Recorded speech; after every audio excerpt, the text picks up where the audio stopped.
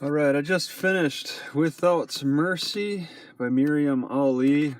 I think this is the daughter right here who got kidnapped, who got sold into like the sex trade, whose name is Jana. She wrote a more popular book. I think she's the one sold. I think that's the more popular book, and then this is the mother's version of it. Okay, I didn't read Soul, I only got Without Mercy. And this is really typical Arabic, like what you'd expect from Arabs, okay? There's so much that really strengthens what I've already learned about Arabs in just the oppression and the slavery and their hatred towards Jews. They were celebrating blowing up Jews. She said at one point, Miriam's own anger. She's like, she grew up in Britain, and she considers herself British, but she's got strong Arab tendencies, with just explosive nature, her anger and all that. And naivety too. She was really naive about the whole situation, and just frustrated with herself for being naive and getting angry at that. Just typical Arabs. It really, and I mean, Yemen I've always known it to be a bad country, and this just solidifies it. Yemen is just awful with their propaganda, making people say things that they don't want to, and just using all that brute force. So Miriam met a guy named, she called him Fred in the beginning, and then his name changed about halfway through the book to Mustafa, an Arab name. She turned him into an evil guy about halfway down, a little more before halfway through the book, and making him evil by calling him an Arabic name. Arabs hate each other. Arabs hate blacks. They said no, the Mustafa or Fred, whatever you want to call him, who well, Miriam says she didn't marry him, but she had 7 kids with this guy. Okay, and he didn't like the black. He didn't want his daughters dating any black kids, but he had her pumping out kids. He believed that the British technology would solve their problems, but I mean that's just that's his rationalizing his irrational opinions. And you know that book Rational Irrationalization by Azizi or Ansari or whatever his name is? I think he was speaking directly to the Arabs, to the Muslims.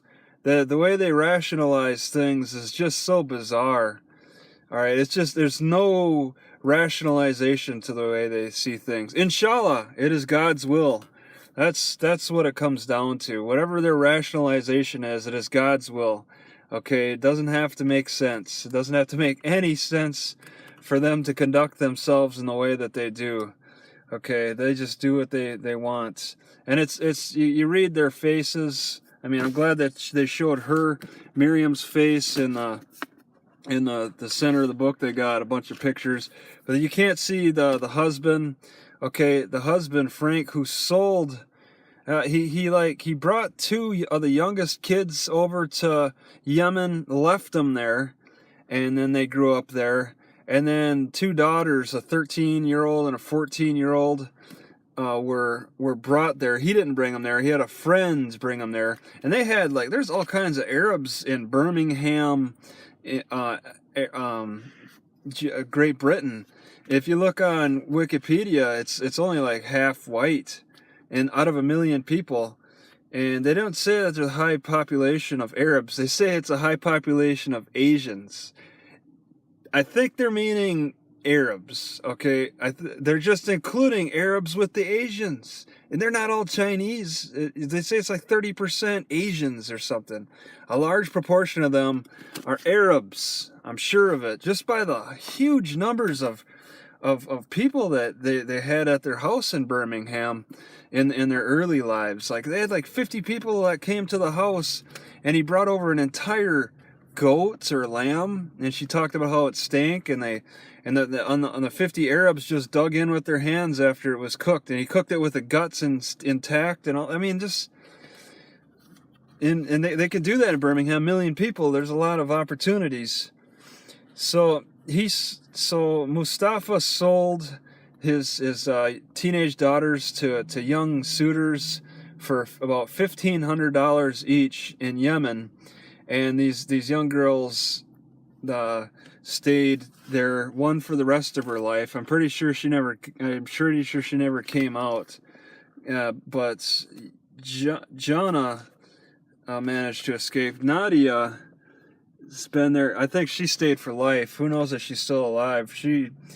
Miriam talks about how she only got to see her daughter a couple of times, and she had to work with a lot of lies and deceit, because these people, and that's the amazing thing about people who cause lies and deceit, they're the ones most likely to suspect you of using lies and deceit, and they're the ones actually practicing it more themselves. It's just incredible. And that's what's been going on in Yemen, and that's what continues today. I'm sure there's still slavery going on, because this culture hasn't changed. Okay, there's still a lot of these activities, and I mean, it's so easy with you have a guy who escapes. You have Frank escapes Yemen as a young kid, grows up in Birmingham, Great Britain, starts pumping out kids with Miriam. And she said she finally she gave in. She's like, she's tired. I'm tired of having kids. At age 30, she had her insides all cut up or something by the doctors. But then, one of the daughters gets caught stealing something. Was actually prosecuted for it. So there was that criminal behavior, and then his rationalization, well, that brings shame on our name. So he's like, okay, a few months later, we're sending you to Yemen just for a little vacation, 3 weeks. And it turns out for the rest of their lives, for one of the daughters. And the daughter that stayed and had to stay in Yemen, it's just incredible, just the fear that she lived under. Okay, she was scared to say anything that would displease her husband. And the lies and the trickery. I mean, Miriam's not the brightest person. She did have she brought Jana over in '92 to help her, I think, have a better brain or something to see through a lot of the things, but still it wasn't enough to help her see her daughter and convince her daughter to break free of this slavery. I think this daughter's probably had 7 kids too, while living in the mountains with no running water, having to grind their corn every day, just living a really just like the Yemen lifestyle, just behind times and stuff. So it's really I'll say a great book to read.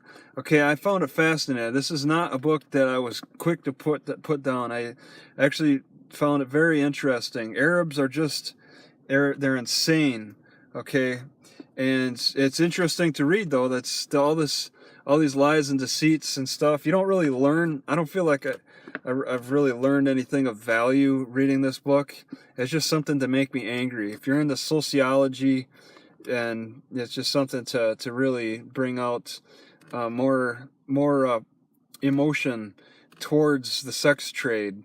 Okay, it doesn't happen with a professional seller. It kind of does with a professional seller, but a willing dad, okay, who is more than willing to just lie to his own wife about it and get himself involved. I think he only sold 2 daughters. He wasn't like a professional. He just found the right contacts to do it, and when they got over to Yemen government rules their own sovereignty. So you work with a really bad sovereign government like that, you're not going to get much done. It's really hard to describe how bad it was. It's just Yemen and how the people are over there. Just so they're suspicious of each other because they act in suspicious ways.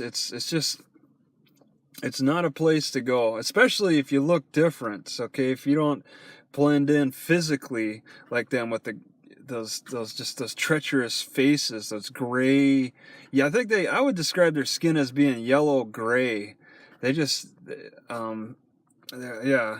I've been to around their area, Saudi Arabia area and stuff, Kuwait, and met some people, and Yemen's not too far from there.